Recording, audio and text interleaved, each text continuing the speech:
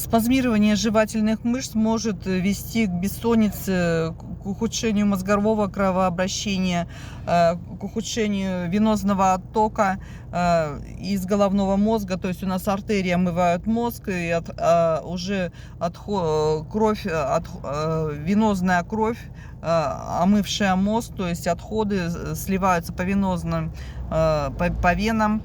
Здесь спазмируя эти мышцы, идет застой венозной крови в мозгу, и из-за этого может быть кровообращение нарушено. Что мы делаем? Можно, чтобы расслабить вот эти мышцы и улучшить кровоток, можно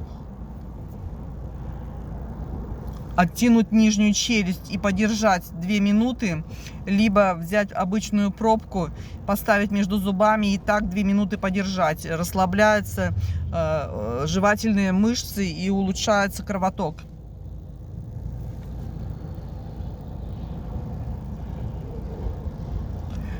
То есть улучшается венозный отток, омывается артериальной кровью мозг, и улучшается мозговое кровообращение, память, и улучшается сон и состояние человека.